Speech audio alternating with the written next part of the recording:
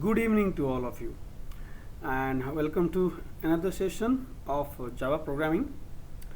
And if you people remember that in the beginning of the lecture, in the first lecture, when we discussed about the various features of Java, I told you that Java is really good in handling exception, especially comparing with the C++. And in this session, we are going to discuss how this exception, how good the Java is handling the exception. So welcome to again the exception handling session. So just a definition to know what is exception. An exception is an abnormal condition that arises in a code sequence at the runtime. So generally when you talk about exception, it is about an abnormal condition or no, an unexpected condition of execution during the runtime. Alright, and Java's exception handling brings runtime error management into object oriented world. So we will see that the runtime errors handling is done via the exception classes. So Java has defined almost all standard exception classes to handle those exceptions during the runtime. And we can, any user can also define their own exception and use them for handling exception. So both options are features are available with Java to take care of exceptions. So in Java exception, okay, exception is an object. Okay, actually Java exception, any we can think of any Java exception is an object, and that describe an exceptional condition. All right, and we can see that we have some methods in every object that is created okay, for an exception. All right, and we can see the type of exception and what is the description. We can find the description of that exception.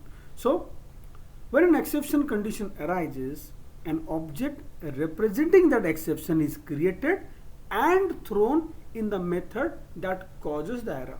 Now for those users, they already know C++, and let us have a little recall of the C++ exception. There the exception with the throw the exception, mostly the primitive type or user defined type or any object type. All right, and there always will be an a throw, okay, a throw condition to throw or a throw keyword to throw an exception. Now in Java, whenever we encounter a situation where an exception occurred, an object of that exception type is created and thrown. Okay, so this is very important in Java. So the Java runtime will take care of this exception. So depend upon the type of exception, okay, which is occurring, especially for the standard exceptions, an object is created, exception object is created, and that is actually thrown. So that means almost every time when an exception is thrown, an object is thrown here, not any like an integer or a simple data type like integers. So here we are throwing an object and of exception type. That is the difference how Java makes Java has made in handling the exception. So exception can either be generated by Java runtime or they can be manually generated by your code. That means it is also we have the feature that we can manually throw depending upon the condition. So we can have a conditional statement, and if that condition satisfies a condition situation of exception, we can use the throw. You will see that there is the keyword throw is still available in Java, just like C++, and we can use that throw keyword to manually generate an exception, manually throw an exception.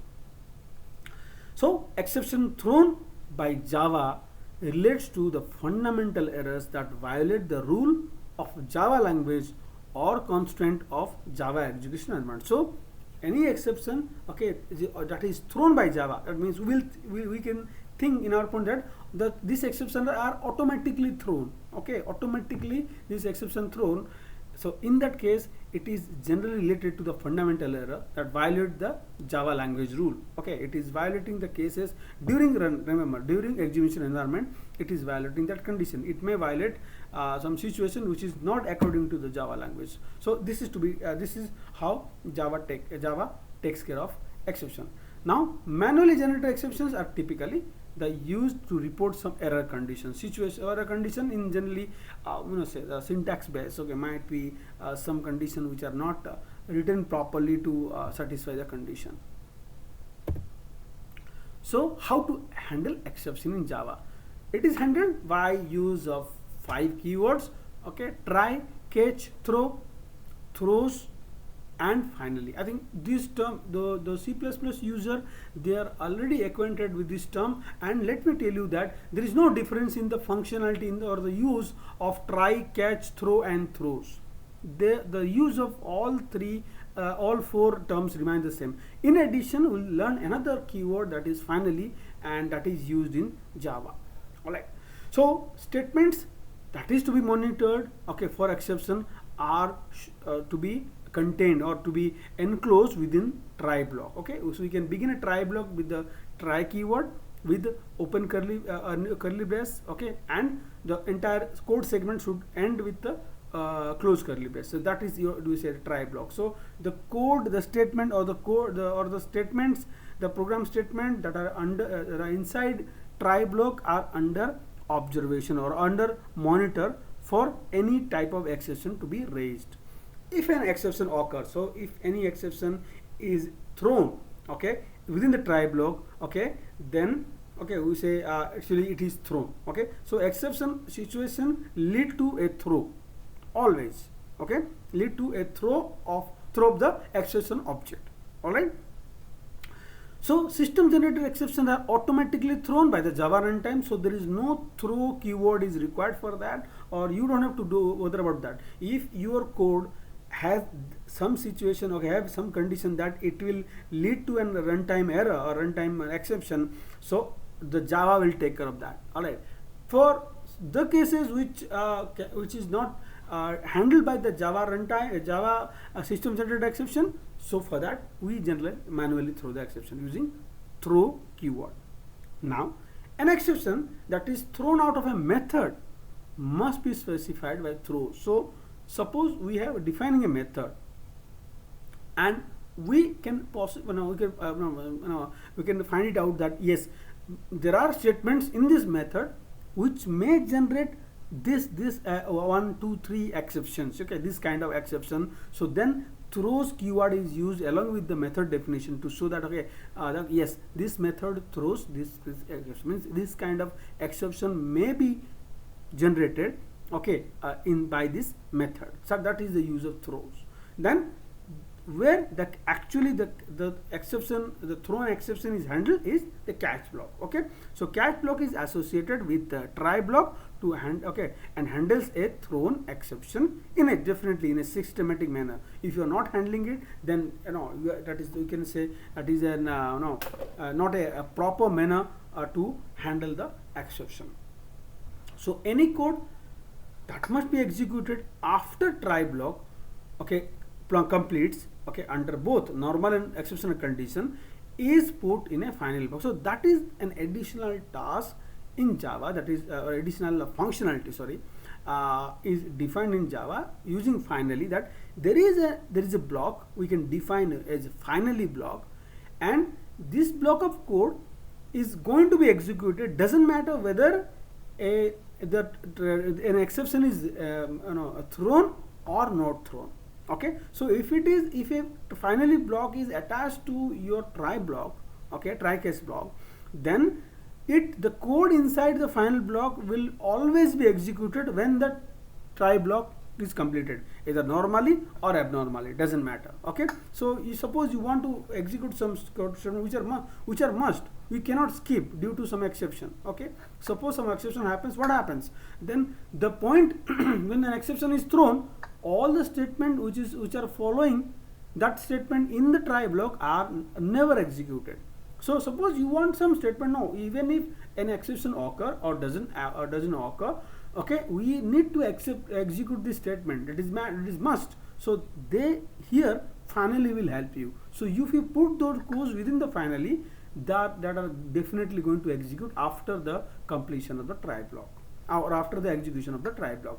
Okay, we'll see definitely an example of finally in subsequent slides.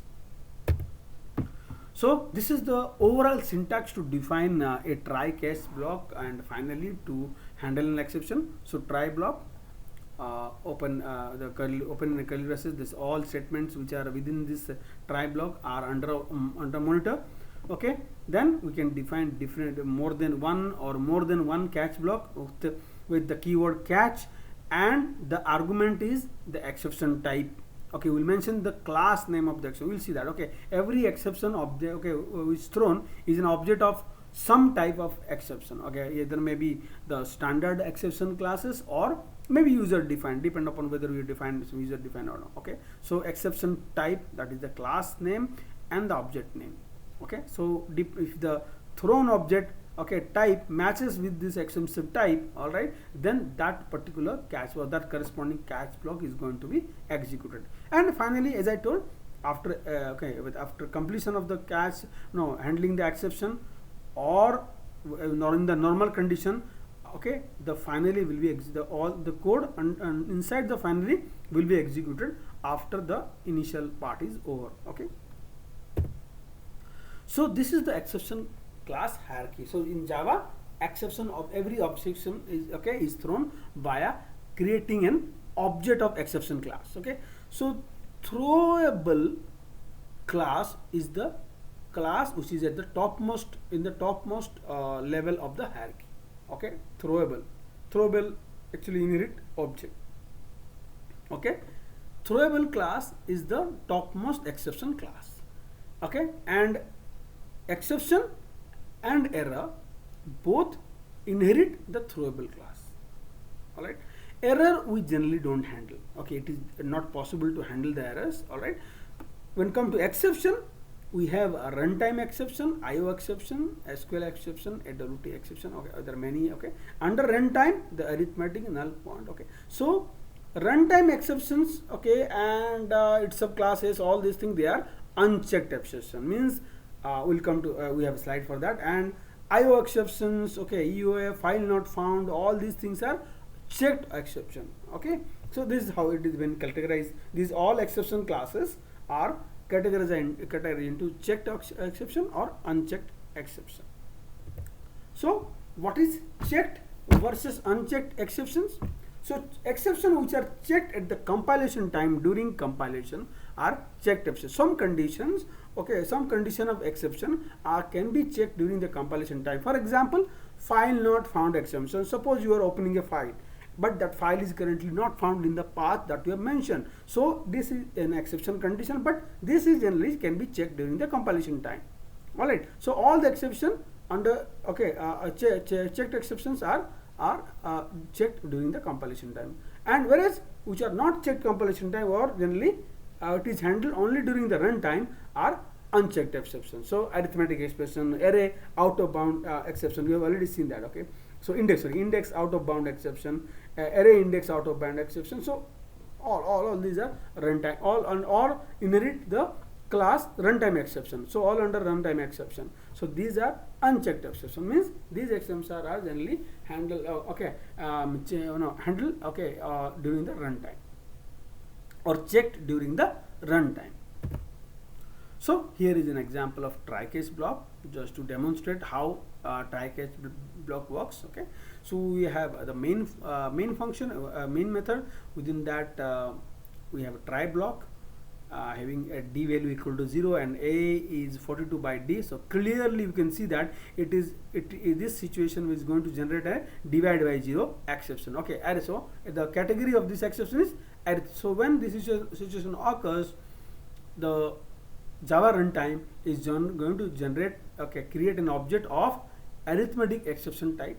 Okay, so if you see the hierarchy, so arithmetic exception type is a runtime exception. Okay, its superclass is runtime exception, and that is the superclass is exception throwable. So any superclass, you know that every subclass is a type of superclass. So any arithmetic expression or any super class can handle this exception.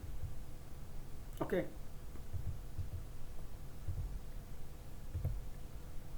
Okay. So here, so definitely it is going to do, and if at all luckily if this exception doesn't occur, then only we will be able to print this statement. So it is very clear this statement will not be printed, this particular printing statement. Okay. So when exception occur here, okay, and these statements are under monitor, so the second statement will generate an arithmetic expression. So immediately an object of arithmetic expression type is instantiated or created, and it is thrown. So when it is thrown, the control will jump to immediately to the beginning of the catch block. So and then depend upon how many catch blocks are available in the order in which the catches are appearing, it is going to check for the cases. It check for the arguments, okay, for a matching exception class type. Okay, so here the class type is arithmetic expression. So this is the exception which is raised in arithmetic expression exception error. So it will be a match. So it is going to print the division by 0, and also we can print the exception object. Okay, when you print it, actually it indirectly calls toString method to print the description of the exception. So if you run this, we'll see that this object, whenever we print this object, an exception object, it is going to show us the exception description of the exception type. So let us run it and see how so because definitely we're going to print this and how an exception object is printed. We'll see that. So the class name is trycatch. We'll run here.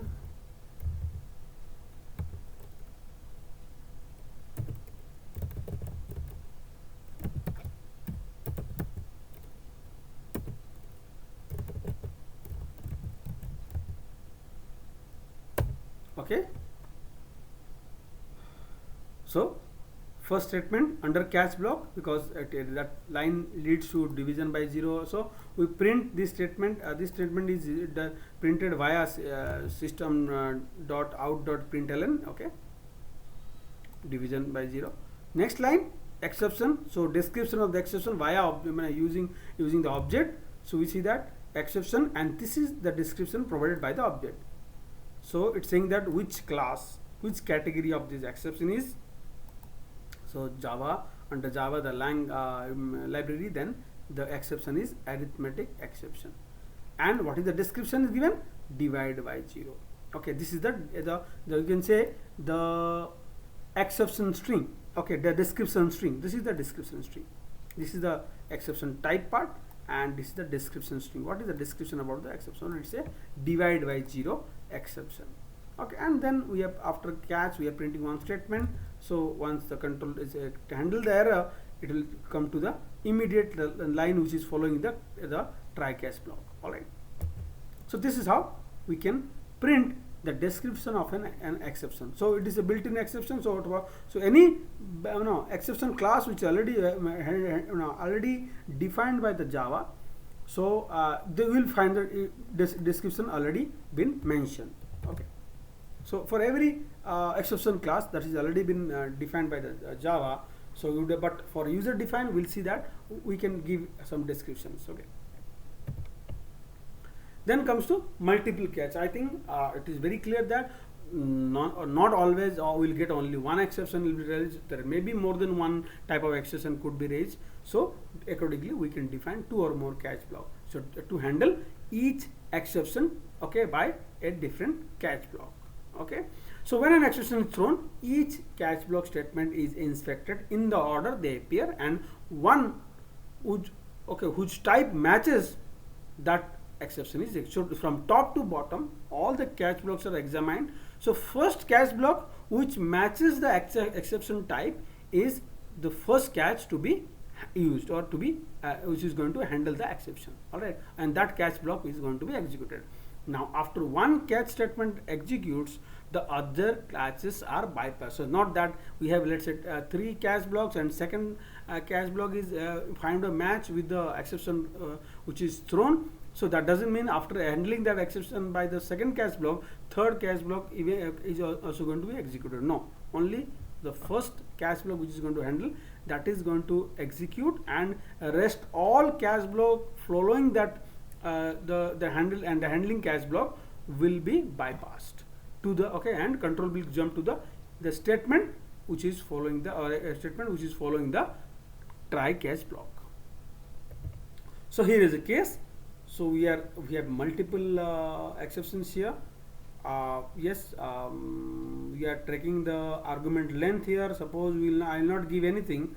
So here if the length becomes 0, if a becomes 0, then it will lead to again divide by 0. Now again, and this is definitely this condition c is equal to 42 will generating index out of bound, array index, definitely array index out of bound error. So both the catch blocks are available. So depend upon which exception is raised, all right, so it is going to that particular catch block is going to execute. Okay, so see, if I don't give any argument, by default it will first exception case is occurred. Okay, arithmetic exception is thrown.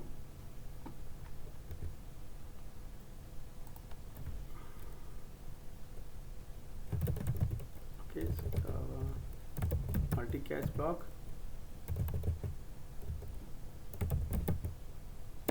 Alright, so a is 0, a value is 0 because I have not, while executing, I didn't pass any argument. So when a is 0, the divide by 0 exception is raised first. So depend upon which exception is raised. So there may be case statements, okay, multiple statements which are generating different type of exceptions, but the first statement which is generating error exception, that is going to be thrown. So rest all lines will be ignored, right? So since the exception is raised at this line,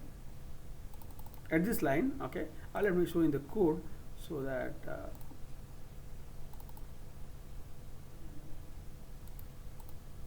so since the exception is is raised in this line, okay, is thrown from this line. So this, even if this two line has the is going to generate an exception, they are not executed. All right. So that's why divide by 0. So arithmetic exception, it is going to print divide by 0 and the description of the object. Okay, object which has been thrown. So when we run, we see that divide by 0, then arithmetic expression, exception type. Okay, the object type and the description of the exception. All right, then we are printing after try catch block. Now suppose I will give some parameter, let's say, because I will not make the argument length 0. Here it only happens when the argument length is 0. So when args length is 0, okay, when I pass some argument, definitely will not be equal to 0. So it will get definitely, and in that case it is not going to generate an arithmetic exception or divide by 0 exception. So let me run again. Compile again, and I'll run by passing some argument. Let's say hello, just I'll write a string. Okay, no problem. Okay, in this case that line no more is going to generate an exception. This line is valid now. Okay, it will try to divide. Some other case might occur, or okay, simply will try to divide, but no more 0 division. Okay, it's something else. So line will come to this line. Okay, let's see what happens.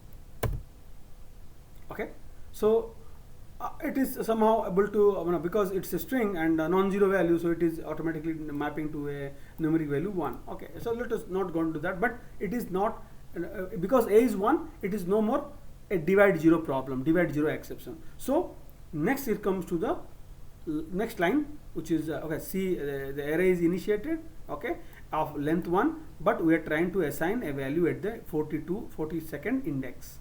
All right, so array definitely 42 is beyond the index bound, so it is leading to, okay, array index out of bound. I'm using a short form to write it because okay, out of bound exception. Okay, so Java lang array index out of bound exception, and here the code is 42. So value, the description is given as 42. All right. So so what is this 42? The index value. You see that? Okay, it is with exception. It is giving that it is trying to access the index value 42, which is actually also, so the description is given as the index value. All right. So depending upon the type of exception, it provides the relevant description of the description related to the exception that has been raised, so that user looking at the exception, the user can easily understand and rectify the error which is generating this exception. Okay, so this is an example of multiple catch block. So I hope it is clear. Then yes, there is a problem here. Okay, now what is the problem here? You can see that we have a we have a multiple catch block. Okay, just ignore the case. I think we have a space here. It is not expected. So yes, let us do that. Yes, so we can see that we have multiple catch to handle access. So first catch block is handling an exception of exception class object. Okay, and we very well know that exception is the parent class of almost all the exception, all the runtime exception. Okay, I know all the exception, checked as well as unchecked. All right, so and then followed by the arithmetic exception. Okay, so arithmetic exception class we know is a subclass of exception. So what is going to happen? It is going to happen that any exception, any arithmetic exception that is been thrown will never be handled by this catch block, even if it is specifically handling an arithmetic exception. Why? Because there is a catch block, okay, which is accepting an argument or the exception parameter of exception class, okay, which is a super class, which is a or parent class of the arithmetic exception. So will definitely this is a parent class can handle this exception, or may not be doing the rightful, may not be handling in a rightful way, but it can handle because it will match. It's a parent class, so exception is a parent class, so there will be a match here. Okay, so this exception always the exception which is generated will be handled by this block, will never come to the arithmetic catch block. So this catch will, so that's why what is to be done, what we should do while using multiple catch statement, exception subclasses must come before any of the superclasses. Otherwise, always it is the superclass who is going to handle that exception, because superclass are of any subclass is of type superclass. All right, so we already have seen that any superclass object can be refer to a subclass object. We have already done we have seen this case while discussing inheritance. All right, so a catch statement that uses a superclass will catch the exception of that type plus any other its subclasses. So we can say a catch block of superclass type can handle superclass type as well as all the subclass type. They can be assigned. Okay, they can refer. Okay, we have already handled that case, so they can refer to any other subclasses. That's why they will be always responsible for, if they are present before subclass, they handle all that. Okay, so and superclass catch blocks will never be executed. So thus subclass catch would never be reached, okay, if they come after superclass. So this point to remember that whenever we are defining multiple catch block, okay, with different exception classes, make sure that the superclass always come after the subclasses. Superclass catch blocks, okay, catch statements always should come after the subclass catch statements. Next, nested try blocks. Okay, and we have already seen some cases, this kind of cases in C++. What is nested? One try case block inside another try case block.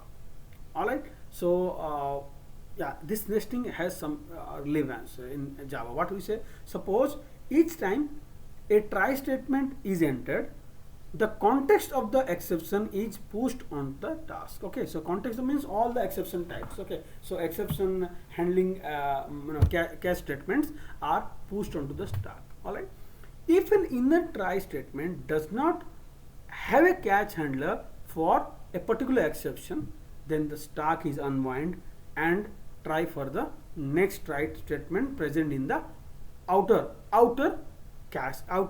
try block, and this will continue, okay, until any catch statement is able to successfully handle the exception, okay, until all nested try blocks are executed. Now suppose we have nested try block, but none of them handle that particular case, okay, none of them have a catch statement that matches with the exception raised, then it comes to the Java runtime to handle that. Alright, it will terminate by an error statement. So here is an example. We have try catch nested block. Alright, so this is the outer one, this is the inner one. We can see we have just highlighted with the dark color. Alright, so yes, so we can see that in the outer, again, if the argument is the same problem, I think argument the length only, I mean argument is length 0, the outer block is going to generate an exception. However, when it comes to inner try block, we have statement here. There are two conditional statements here. A equal to 1, okay, if A equal to 1, okay, if the number of argument is 1, then it is going to generate, it is certain that it is going to generate a divide by 0 case. Okay, so just a case to see that how nested try block, okay, and if it is 2, then it is going to generate the array index out of bound exception. So what happens? Suppose say I will provide 0 here. Alright, if I am not given any argument, so A becomes 0. So it is handled by the outer try catch block. Okay, so it will automatically handle this. There is a 0, so automatically the control will jump from that line to the immediate catch block of the outer block. So what is this outer block? Outer block has only one catch block, that is arithmetic exception. Alright, so it is going to handle that case. Right, now suppose we have argument length more than 0, so 1, let's say 1, and so that means this is not going to generate any exception, this line B equal to 42 by A, right? So we're going to print the A and it's going to enter the inner try block, okay, the first try block. So when it is entering to the try block, this catch block is pushed into the stack, okay, all catching context, we say, when we say context means the states, it will be pushed into the stack. Alright, then if A equal to 1, again divide by 0. Alright, so this will raise again an arithmetic exception, okay, it is going to throw an object of arithmetic exception type. So again control will jump from this statement to the beginning of the catch block of the inner try block. Alright, so what is the catch, the exception type it is handling? Array index out of bound exception. So definitely this class type and the object, the exception which is raised or thrown is not matching. The exception which is thrown is arithmetic exception, so not matching.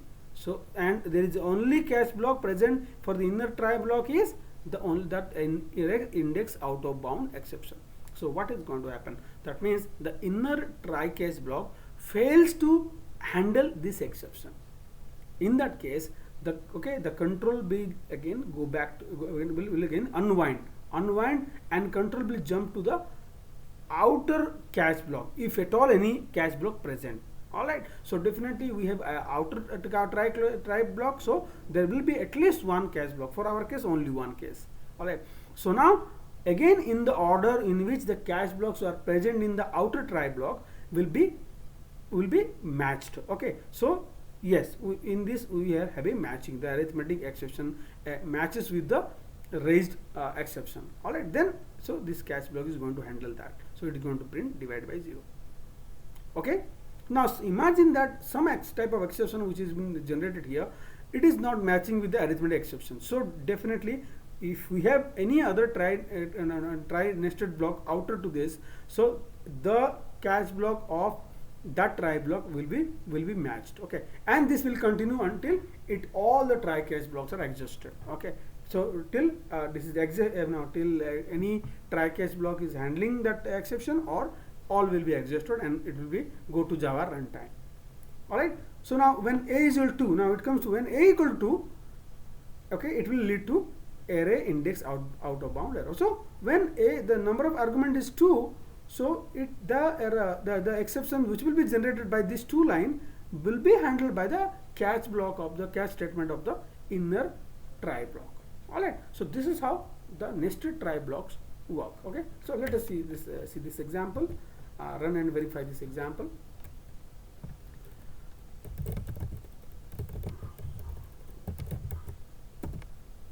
This is the program, and let us run it.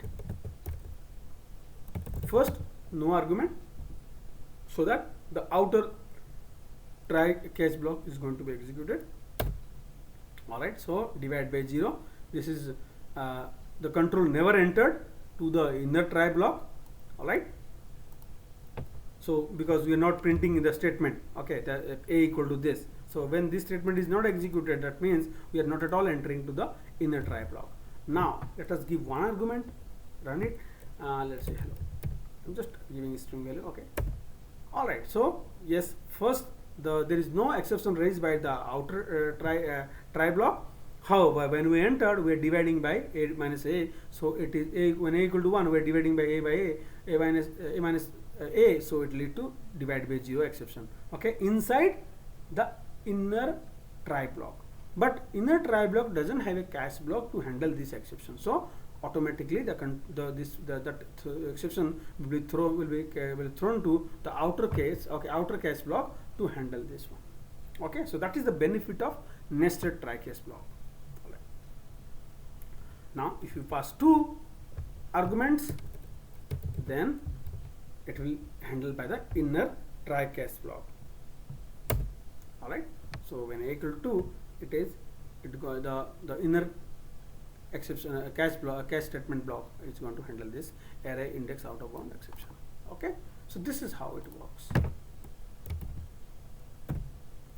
Then comes to the manual way. Okay, so whenever we want to throw an exception manual way, we can use the throw keyword. Throw the object instant. Okay, so whenever we say throwable instant, so the instant must be an object of throwable or subclass of throwable. So whenever you are throwing, make sure that the object you are throwing is either a subclass of throwable, that means anything, that if you remember the hierarchy, anything of this class type. Okay, definitely forget about error, this under exception, any exception or runtime exception or IO exception, any of this class type, okay, or throwable.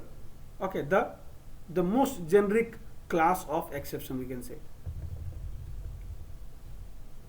Okay, so the flow of execution stop immediately after the throw statement. So now that's why throw statement is always used with a conditional statement. We just don't do that. That means it will definitely like unconditional branching kind of thing. Okay, that's why always throw is used along with a condition statement. We check the condition for an exception and we use the throw keyword. So here is an example. All right, so you can see we are invoking here in the main, we are invoking the method demo procedure. So demo procedure is called, and inside demo procedure we are manually throwing an exception by creating that object on the spot. Okay, new null pointer exception. Okay, so when we are creating an exception object, okay, by using new operator, we can pass the description. All right, we can pass what description to be provided, to be displayed whenever the catch block or somebody is printing the exception object. Okay, so this will be the string for the exception object. Okay, so it is going to handle null pointer exception and caught inside the demo. All right, so it is catching it and rethrowing it again manually using throw keyword. The same exception is thrown. So now we don't have any more nested try block inside the demo procedure. So definitely this throw will be again propagated to the, or we can say there will be this will be sent to the calling method. Okay, so whenever there is no more try blocks inside the called method, so this will go to the calling method. We will look for any class block which is handling this exception in the calling method. So yes, again null pointer is handled here. So again this exception will be recalled and the description of the exception will be printed. Okay,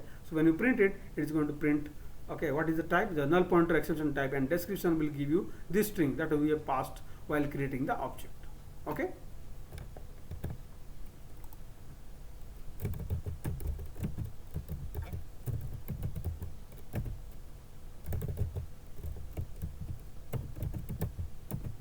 Okay, so this first one called inside the procedure, that has been called the method which is called, okay, and again when it is thrown again, it is recaught within the main method. All right, and we see that string what we passed as a description for the exception, okay, for the object which is created while throwing, okay, and it is shown here. All right, so any string we give here I have just mentioned a demo, but we can give some meaningful statement while creating, because we know that what type of exception class object we are creating or we are throwing it, so we are doing it manually. So to give more, it is always advisable to give a more descriptive or more meaningful statement, okay, while creating this object and passing this statement as a description string. All right, if you don't give anything, nothing will be printed. It will be just like a null string.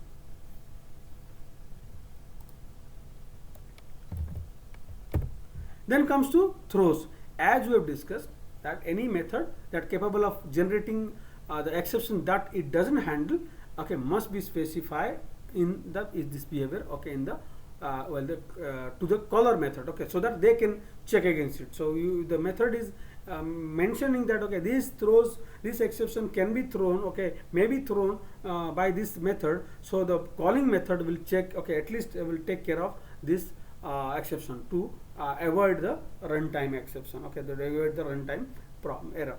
All right, so this can be done by simply using the throws keyword, okay, just after the method definition statement. Okay, so we write static versus, these are the you can say the specifier, then return type, the name of the method, arguments. After arguments we can write what are the exception throws. So throws the exception class, comma, exception class. So if it is throwing multiple type of exception, so all exception classes should be mentioned here, separated by comma. Okay, then the body of the method should begin. It should be mentioned just before the body of the method begins. Then comes to the finally block. As we discussed, the finally creates a block of code that will be executed after a try catch blocks has completed and before executing any statement that is following this block. All right, so final block will execute irrespective of occurrence of an exception, whether an exception has occurred and an object is thrown and handled by the catch block. Even after handling that exception, the code of the finally block will be executed. Now suppose it is a normal condition, no exception is read, even after that, except executing all the statement under the try block, the final block will be executed. All right, so if an exception is thrown, the final block will be executed even no catch statement matches with the exception. Now sometimes may happen that an exception is thrown but there is no catch block, the appropriate catch block to handle that exception. Even in that case, the finally block will be executed. All right, and generally it is used for closing and freedom of tasks. Okay, some closing task which you do generally while handling file handling or other type of library. So that is essential, and it is optional. You may mention, we may not, depend upon your requirement. You may mention or may not mention. Finally is always exceptional, actually optional. Okay, here is an example. Let us see the case.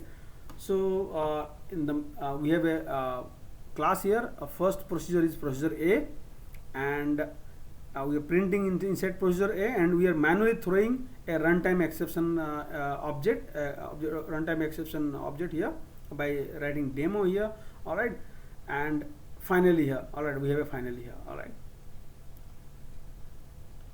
Okay, so that means it will print this line and it will throw, and if this error is not generated, even if it is generated or not generated, this is going to print this line. It should supposed to print all this line. Okay, then comes to procedure B. Okay, it simply print the statement and we have final block, so always executed. Similarly here, simply printing a statement and finally block, always executed. So what is going to happen here? So we are calling all these procedures in this order: procedure A, procedure B, procedure C, and procedure B is monitored for an exception, a generic exception. That means it can handle any type of exception. All right. So if the manually we are throwing this runtime exception, this will not be handled here because we don't have any cache block here. Okay, but even though that's the case, our finally block should be executed, and it will then caught here. Then it should print exception caught here, followed by B and C. Okay, no exception raised. So we will print the statement and statement inside the try block, inside as well as the statement within the finally block. All right, that should be done. So if you run in that order, it will go to present. All the statement will be executed in that order. So let us see the finally demo. Okay, so first the control goes inside the procedure A. So print the statement, then an exception is raised. Okay, of runtime exception. Then this even if the exception is raised, the statement inside the finally is executed. Then the exception is passed to the calling method. Calling method handles the exception. Then procedure B is called, printing the statement inside procedure B. Then there is no exception raised. Okay, no cache block. So simply the statement inside the final block is executed and returned back. The same thing is repeated for the procedure C. Okay, inside the procedure C, and the statement inside the finally is executed. So we can see that. So whether an exception is thrown or under normal execution, the statement or the statement that is mentioned inside the final block is always executed. That is the use of this finally block.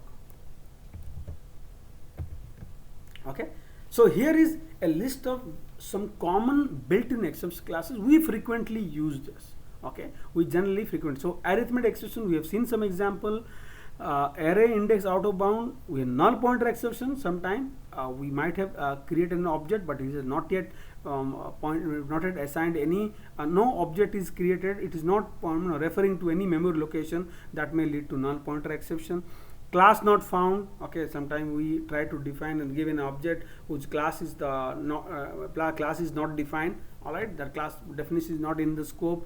String index out of bound exception. These are the very common exception classes we generally frequently use. Okay, but along with it, I would definitely suggest the users, okay, or the readers to go for all the list. Generally, any standard book like Java Complete Reference, they have the list of again a big list of the common built-in exception classes. All right, and we'll see how we can define our own exception subclass. Now every subclass exception on our user defined exception class, we define that has to be subclass of exception class, which is at the hierarchy level, which is just below, we can say, the throwable class. So here is an example. We define a class, okay, exception class, because to throw an exception we need to have that class. Okay, class of exception. So we define my exception. The class name is my exception. Extend exception. This is mandatory also. Okay, this is mandatory. Always this should be there. Otherwise, it will be treated as a normal class. It is not considered as an exception class. It will not be useful for exception. Then the constructor my exception int a, whatever we pass while creating this object of this class. Okay, that will be mentioned, will be assigned to the data member detail. Okay, whatever we pass here. So detail is the description for that. Okay, and we know that whenever we print an object, we use the system.out.println to print any exception object. It show the description. That is actually achieved by implicitly calling toString method of that particular exception class. So every exception class define this statement toString to print the exception, the class of the exception and the detailed description of the exception. So this has been, so we are also overriding, or we say implementing this particular toString here, which returns a string. Okay, so whenever an object is printed, by default it calls this method, and we are printing my exception detail, whatever value is an integer value. So whatever the integer value is passed here, that will be printed here. All right. So this is our class. We define the exception class, and now we have to use it. Definitely, when we define an user-defined exception class, it only can be used via throw manually. Automatically not possible, okay, at our end. So manually you have to use the throw to throw the user defined exception class object, okay. So you can see that inside in exception class we define a compute method here. It throws my exception, we have already mentioned it. So here we write if a is greater than 10, it is throwing the exception. A new object is created of my exception class type, and we are passing the value of a, whatever a is here, all right. Otherwise we are printing here to normal exist. Whenever it is not thrown, we should execute this line, all right. In the main, we call the compute method twice, once with the value 1, okay. So 1 will lead to a normal exit. Wherever when it's come to 20, it will raise exception. It will create this object, okay, and an object of my exception type will be thrown. Since there is no cache blocks to handle inside the compute method, so it will be taken care by the calling method, that is main. So main have a cache block for my exception. It is going to be caught here, okay, and print the description. Let us run this and see how it works.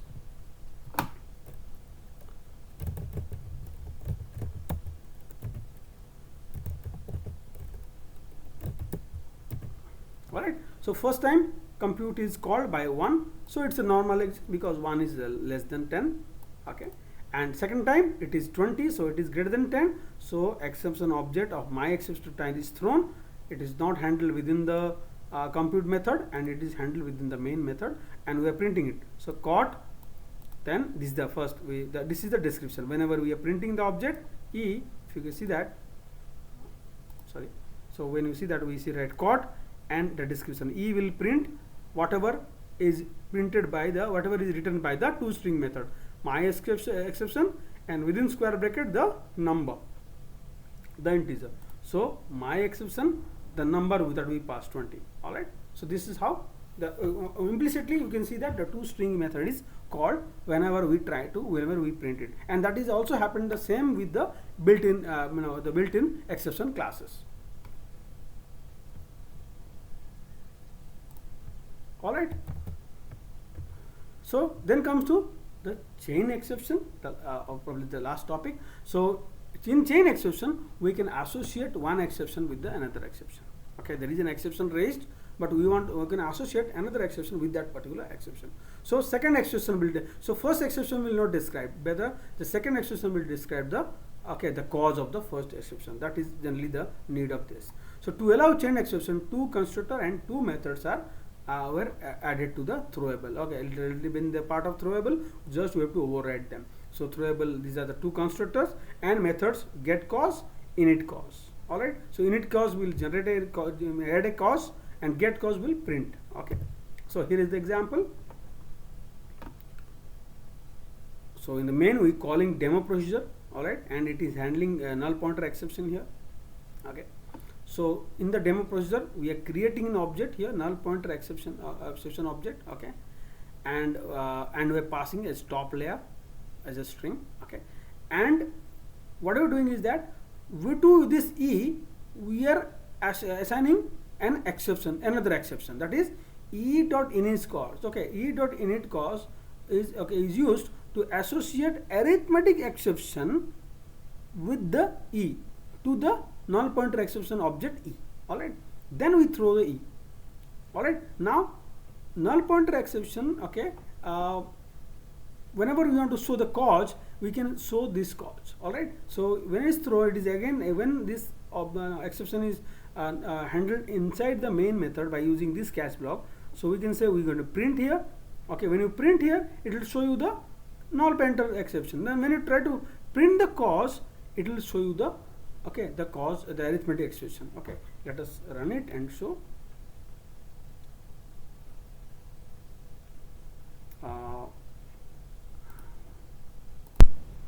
Okay, yes, this is the code actually. I generated the code right now. So yes, so let us run this code.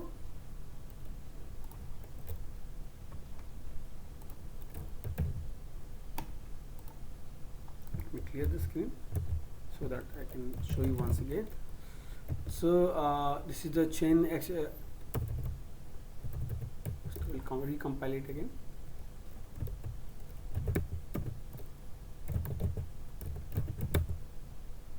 Okay, so we can see that when inside the main method we handle this, we print the exception which is called, and we print the object E. So E is of type null pointer exception type, so it gives the description of the object of exception, which exception type this object is. So it gives the description about the null pointer exception, and description is top layer. We have assigned the exception top layer, okay, description here. But we have also associated another exception with it by using init cause. Okay, init cause by using, we have another, that is arithmetic exception, and we are giving the description as cause. All right, to print the cause that has been associated with the exception that is associated with the one exception, we can use get cause. Okay, so when we print e dot get cause, we will see the arithmetic exception, okay, along with the description cause, whatever description we have given. Okay, so in this way we can chain one exception with another. All right, we can okay, this is how we can print and chain and print the required information. So it is for, again, detailing, detailing the exception in a in a clear way. So some exception might be related, so in that case we can do this chaining. Okay, so with the chaining we come to the end of the exception, and I will definitely request the readers to go for more examples from the book you like or from the book you refer to know more about examples. So I think you should try with those exception classes that I have not demonstrated to know more about the other exception classes. That's all from my side. Thank you all.